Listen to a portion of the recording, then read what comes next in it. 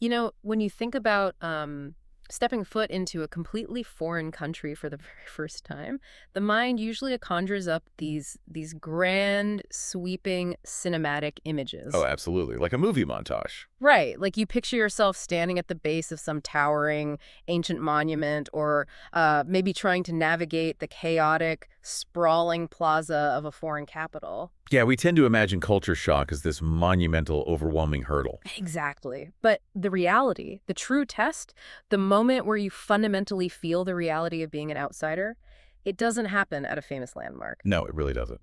Culture shock is like standing in a brightly lit aisle, desperate for bread, and suddenly realizing you don't actually know the syllables to ask another human being for help. Yes, that specific moment. It is surprisingly terrifying, you know? It really is. I mean, Wow. it strips away your entire adult identity in a second. Yeah. Suddenly, you possess the communicative power of a toddler, yet you're placed inside this highly complex, systematic environment designed to manipulate consumer behavior. Wow, yeah, that's exactly it. It's survival, basically boiled down to its most mundane but also most essential level. Which brings us to what we're looking at today.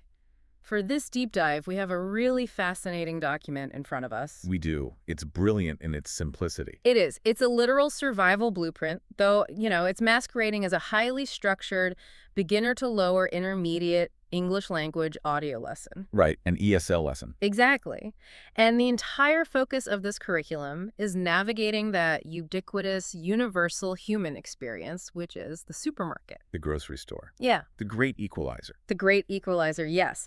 And our source material today gives us the complete structural outline for this exact lesson. It lays everything out. It really does. It dictates the target vocabulary, the exact situational dialogue, the phrase breakdowns, and even the precise strategy for pronunciation practice. And it's explicitly designed to be friendly, clear, slow-paced, for a visual and audio audience. Right. But for you listening right now, we aren't just going to read through a dry lesson plan. That's not what we do here. Definitely not. We are going to aggressively unpack the brilliant simplicity of this curriculum to really understand how it systematically rebuilds a person's ability to exist in society. Because, honestly, when you look closely at how we teach someone to navigate a supermarket from scratch, Yeah. you begin to see the invisible architecture of how we all interact. Every single day. Every single day, without even realizing it. I mean, we are really looking at the foundational blocks of societal trust and spatial reasoning here. Okay, so let's unpack this. Let's start with the physical environment, because before you can buy anything, you have to anchor yourself in the space. Right, you need your tools. You need the physical tools to interact with the environment. So the source material begins its entire vocabulary preview with 3 foundational terms. Just 3. Just 3. Shopping cart, basket, and aisle. And I was looking at the distinction between teaching shopping cart versus basket right out of the gate. It seems basic, right? Yeah, on the surface, it seems like redundant vocabulary. I mean, they both hold food, but choosing between a cart and a basket it's really about establishing your psychological intent within that massive physical space. Oh, that's a great way to put it. It dictates your relationship to the store's geography and its gravity, in a way. Yes, think about the physical constraints. Like, if you grab a basket, you are immediately constrained by your own physical endurance. Right, you have to carry your inventory. Exactly. You are carrying the weight that instantly limits your time in the store and the volume of goods you can acquire. You're essentially telling the environment, I am here for a specific, targeted resupply, and I will be leaving shortly. A quick strike mission. Oh. But the moment you detach a shopping cart from that fleet at the entrance, Oh, everything changes. you've surrendered to the architecture of the store. You're commanding a heavy-duty transport vehicle now. You're preparing for a major haul. Right.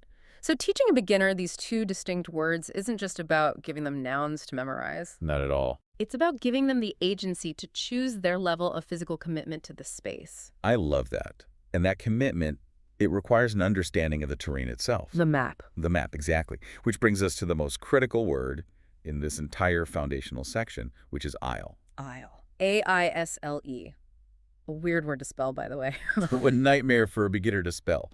But phonetically, so important. Notice the curriculum doesn't teach shelf or refrigerator or display. Just aisle. Just aisle. Yeah. Because the concept of an aisle represents the underlying grid system of the entire retail structure. Like the X and Y axis. Exactly. Yeah. The supermarket is not a random assortment of goods.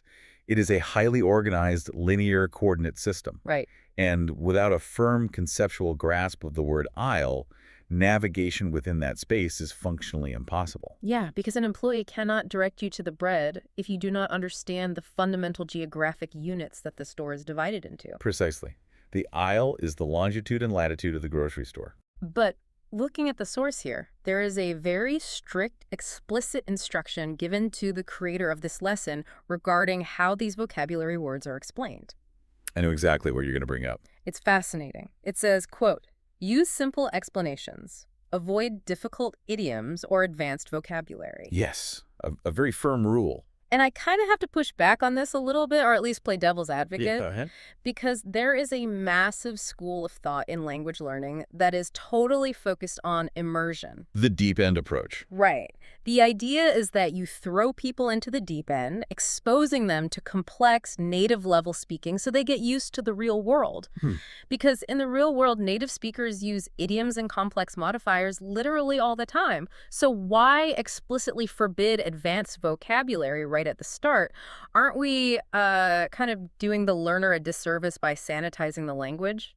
That's a really valid question. Mm-hmm. And, immersion is incredibly valuable for developing fluency and cultural nuance over time. Right. But we have to remember the immediate context of this specific lesson. The learner is trying to survive in a physical space right now. Today. They are hungry today. Exactly.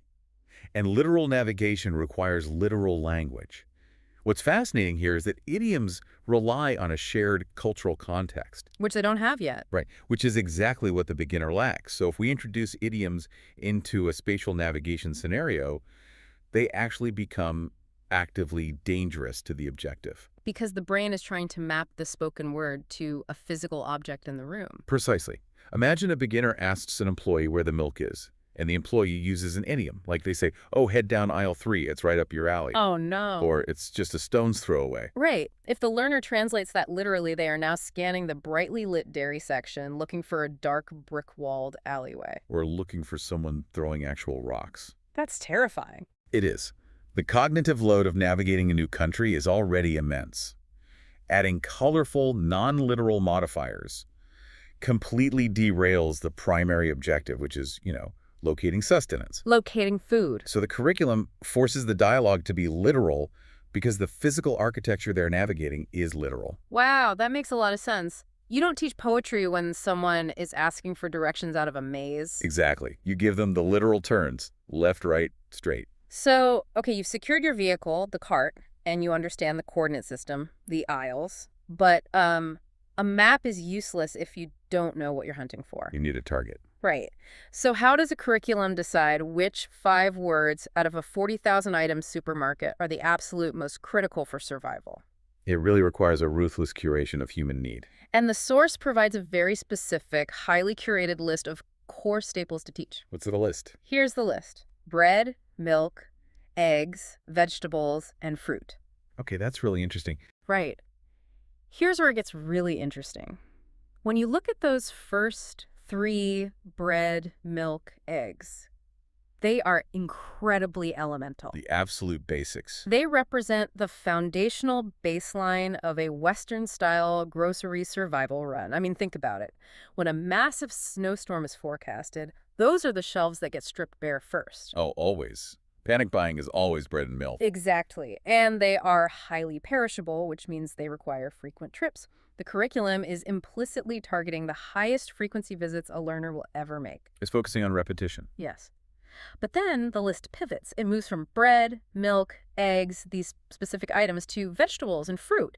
And it kind of hit me when I was looking at this list. What's that? Teaching the word fruit instead of apple is, well, it's like teaching someone where the documents folder is on a computer, rather than teaching them the name of a single PDF file. Oh, I love that analogy. It gives them the root directory to search within. Right. That is a perfect way to conceptualize it.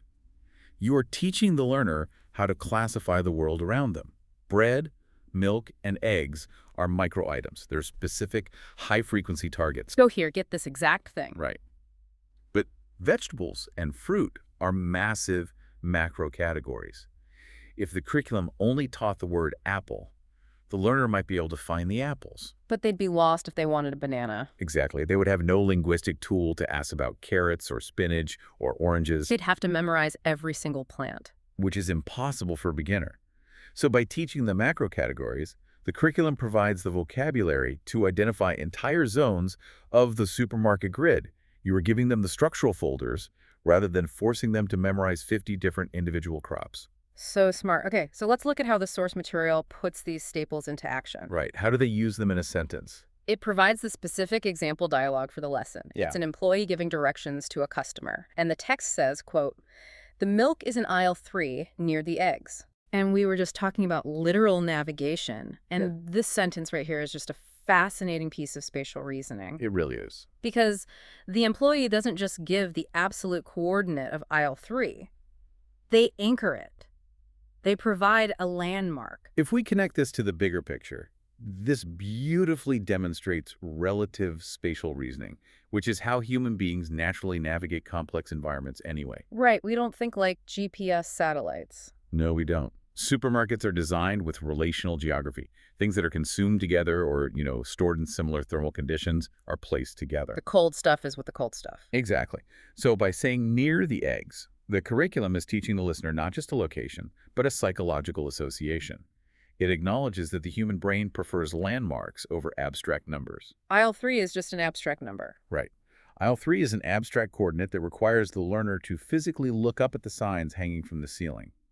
But the eggs is a physical, recognizable object that they can scan for visually at eye level. It grounds the abstract in the tangible. Perfectly said. But, a map and a list really don't mean anything if you're lost and alone.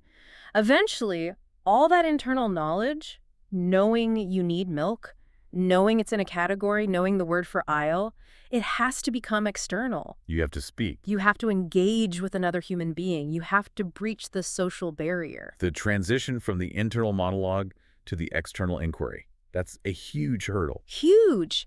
And the source text gives us the vital phrases for initiating this interaction. The target phrases here are, "Excuse me, where can I find?" and "I'm looking for." Okay, let's break those down. Let's start with "excuse me." It is such a tiny phrase, but, from a sociological standpoint, it does so much heavy lifting. It's doing a lot of work. It really is. I see it as a linguistic buffer. How do you mean? Well, think about it. If you walk up to a shelf stocker, someone who is engaged in their own task, stacking cans or whatever, and you just state loudly, "Where is the milk?" It is startling. Aggressive. It is. It's a sudden, uninvited demand on their cognitive processing. You are breaching their personal space without any warning. So, "excuse me," politely acknowledges the interruption. It's like a gentle tap on the shoulder. Exactly. It's the linguistic equivalent of a gentle tap on the shoulder. It is the necessary preamble to a request, signaling that you are about to initiate a cooperative social exchange. It acts as the universal key to unlocking interaction with a stranger. Yes. And once that preamble is established, the source provides two distinct structures for the inquiry itself. Where can I find? And I'm looking for. Right. Which seem identical at first glance. They do. While they serve the exact same functional purpose of locating an item, they approach the problem from two entirely different psychological angles. Break that down for me. Okay, so where can I find? Is inherently action-oriented. It is a direct request for geographic data. It centers the inquiry on the location of the object in the physical space. You are asking for the coordinates. Exactly. Give me the X and Y. But then you look at, I'm looking for Kai, and it doesn't even sound like a question. No, it doesn't. It's not phrased as one. It is a declarative statement. Yeah. You are essentially just announcing your internal struggle to a stranger. I am lost and I need apples. Yes. You are describing your current state of being. I am currently in a state of searching for apples. And you're relying entirely on the unspoken social contract that the employee will feel obligated to resolve that state for you. It's a much softer approach. It is. It relies heavily on cooperative conversational norms. The employee understands that stating a need in this specific environment is implicitly a request for assistance. Right. Providing both of these options in a beginner curriculum is just a brilliant pedagogical move. It gives the learner a tool for direct, coordinate-based inquiry and a tool for softer, need-based expression. Okay, so let's look at the full example interaction the source gives for this moment. It goes like this. Excuse me, where can I find the milk? The milk is in aisle 3, near the eggs. Thank you. You're welcome. Very clean. Very clean. But I have to be honest, when I first read that script, my immediate reaction was, this is incredibly robotic. You thought it was too stiff. Way too stiff. I want to push back on this design. Are we not, in a way, stripping away their humanity? We are basically teaching immigrants or visitors to act like walking vending machines. Input request, output gratitude. Right. Input request, receive coordinate, output gratitude. Where is the cultural integration in that? Like, why doesn't the curriculum encourage the learner to ask how the employee's day is going? Or maybe make a small observation about the store? Small talk. Small talk. Isn't the whole point of language learning to connect with people? So what does this all mean? Why such a dry script? Well, language is fundamentally about connection, yes. Yeah. I won't argue with that. But in this specific environment, the primary goal of the connection is frictionless survival. Frictionless. Right. You have to consider the reality of the retail space. Both the customer and the employee are functioning within a highly predictable, standardized conversational script. They both have roles to play. Exactly. The employee is managing inventory. The customer is attempting to fulfill a biological need. Small talk, in this specific context, actually introduces massive friction for a beginner. Because it introduces unpredictable variables into the script. Precisely. If a beginner tries to construct a complex sentence about the weather before asking for the milk, they risk making a grammatical error that confuses the employee. Right. The employee might say, "What did you say about the weather?" And then the script is broken. Or worse, the employee responds with equally complex colloquial small talk, like, "Oh yeah, it's raining cats and dogs out there," And the learner is immediately lost. completely overwhelming their auditory processing. So teaching this dry, straightforward script is providing a safety net. It respects the time of the employee, and it guarantees a 100% success rate for the learner. Okay, I see. The dryness you're reacting to is actually a feature, not a bug. It is a perfectly optimized verbal transaction designed to eliminate anxiety and ensure the biological need is met. Okay, I can see that. The goal is to get the milk and survive the interaction, not to become best friends with the dairy manager. Exactly. Save the small talk for a coffee shop. Right. The optimization protects the vulnerable learner. So let's say the approach is successful, the cart is full, the items are found. The narrative of our supermarket journey shifts from the aisles to the final frontier. The point of maximum anxiety. Yes. The checkout counter. Oh, the checkout. The vocabulary drastically shifts here in the curriculum. We are no longer talking about locations or physical food items. We are talking about transactions, money, and finality. The business end of the trip. Exactly. The source introduces 3 new nouns: cashier, checkout, and receipt. And the key phrases change to reflect this shift in power dynamics. We have, "How much is this? I'll Okay. take it. That's all. Thank you. And can I have a receipt, please?" This raises an important question, though, regarding that phrase, "I'll take it." It really stands out to me. It is the pivot point of the entire visit. It is. Because in the context of a retail interaction, "I'll take it" functions as a verbal contract. A contract. Think about it. When you are in the aisles, you are exploring. You are evaluating. You can put things in your cart, take them out, put them back. No commitment. Right. But the moment you bring an item to the cashier, perhaps you ask, "How much is this?" And then you utter the phrase, "I'll take it." You have moved the interaction from a state of browsing into a binding state of buying. You've crossed the Rubicon. You have verbally agreed to the exchange of currency for goods.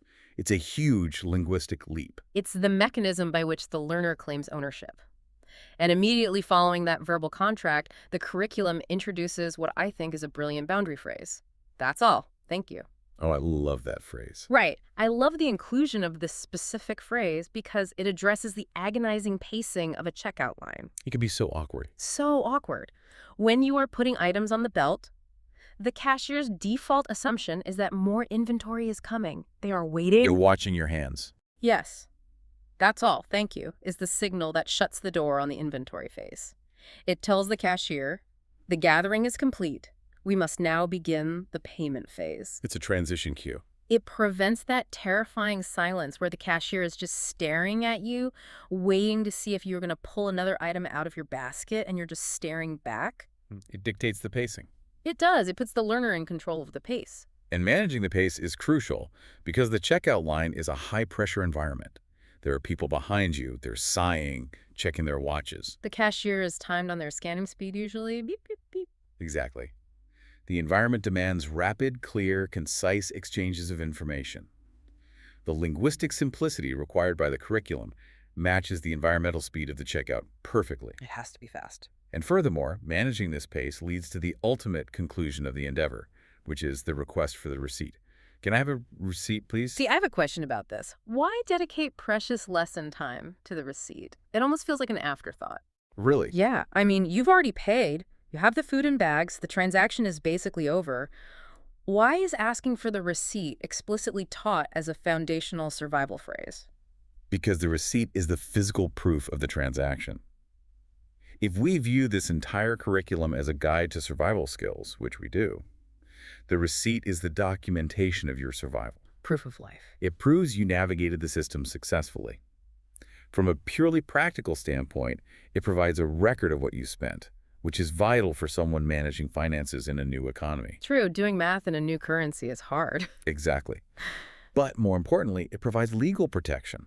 Oh. Think about it. If an alarm goes off at the door as you're leaving, Which is terrifying in any language. horrifying.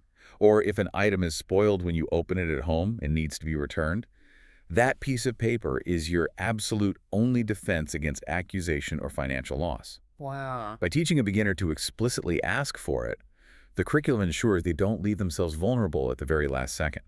It is the diploma of the grocery run. The diploma of the grocery run. I love that. You don't leave without the documentation. Never. Okay, so we've decoded the architecture, the list, the approach, and the final transaction. We understand the script and the psychology behind it all, but how does this source material actually ensure that the listener retains any of this information? Right, the actual teaching part. Exactly. It's one thing to hear us talk about it. It's another to actually possess the language in your brain. This brings us to the pedagogy itself, the mechanics of practice. How do they cement the knowledge? A text explicitly outlines a, quote, practice section.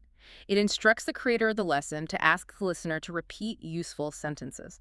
Things like, excuse me, I'm looking for apples, I'll take it. Standard listen and repeat. Standard. But there is a very specific mechanical instruction attached to this in the outline. It says, leave a short pause after each sentence. That short, silent pause. That is the crucible where the actual learning occurs. I was thinking about the neuroscience of this, because without the pause, the listener is just passively consuming an audio stream. Just letting it wash over them. Right. The words wash over them. The brain recognizes the patterns, sure, but it doesn't internalize them.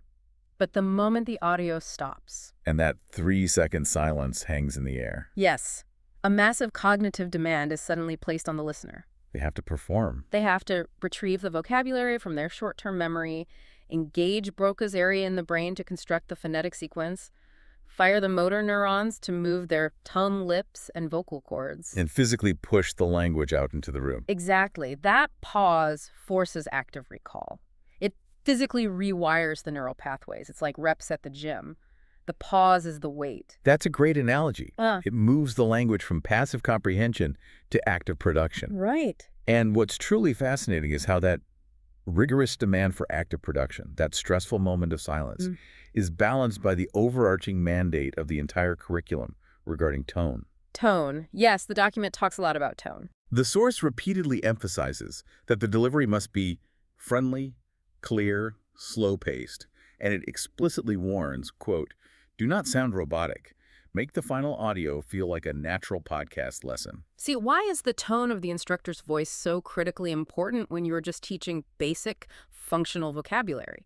I mean, if the goal is just to memorize the words bread and milk, shouldn't a clear, computerized voice be sufficient? You'd think so, but it comes down to what linguists call the affective filter. The affective filter, what is that? The creators of this blueprint deeply understand the psychological vulnerability of an adult language learner. As we discussed earlier, when you are learning to say something as basic as, where's the bread? You are reverting to a state of profound dependence. You feel like a child. Exactly. It can feel humiliating. It is a deeply frustrating experience for a fully formed, intelligent adult mind to struggle with basic vocalization. I can imagine. So if the voice is teaching you sound robotic, cold, or authoritarian, it exacerbates that feeling of isolation. It raises the affective filter, which basically means it causes the learner to tense up, which literally blocks language acquisition in the brain. Oh, wow. So stress literally stops you from learning. Yes.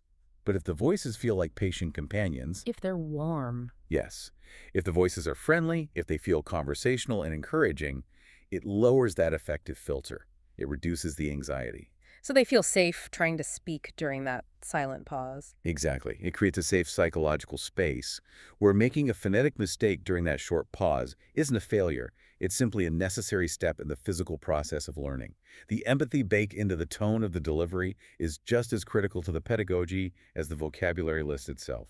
It's incredible how much thought goes into the architecture of a simple audio lesson. It's not simple at all, really. No, it's not. And when you look at the specific practice sentences they chose for that pause section, let me read them. Excuse me, where can I find the bread? I'm looking for apples. How much is this? I'll take it. That's all. Thank you. Can I have a receipt, please? It's the whole journey. It is. In just 7 sentences, they have perfectly encapsulated the entire hearer's journey of the grocery store visit. From the initial polite breach of the social barrier to the navigation, the selection, the transaction, and the final documentation. And the curriculum explicitly ends with a closing review, encouraging the listener to practice the entire dialogue again from start to finish. Repetition. Repetition. But also, it serves a profound psychological purpose. By encouraging the learner to repeat the entire arc, it builds immense confidence. I can see that. It proves to the learner that this massive, overwhelming, seemingly chaotic environment of a foreign supermarket can be entirely conquered and their basic human needs can be met with just 7 manageable, incredibly predictable sentences. It demystifies the experience. Please. It proves that complex societal participation can be broken down into conquerable steps. Exactly. Well, we have traced the entire path today. For you listening, we saw how understanding the physical constraints of carts and the grid coordinates of aisles is, the necessary first step to spatial dominance. Setting the foundation. Right. We looked at how identifying macro and micro categories anchors you in the space. We examined the precise sociological mechanics of the approach, that gentle buffer of, and the crucial distinction between asking for a location and stating a need. The psychology of the interaction. Yes, and we analyzed the immense psychological weight of the checkout transaction, the verbal contract of "I'll take it," and the legal protection of the receipt. The diploma. The diploma. And finally, we saw how the mechanical repetition, the forced neural firing within that crucial short pause, is the forge where passive listening becomes actual survival capability. It really has been an extensive look into what appears, on the surface at least, to be the most elementary of language lessons. Right, a beginner's tape. But as we've seen, an analysis of this beginner English curriculum reveals something profound about how deeply formulaic our daily retail interactions truly are.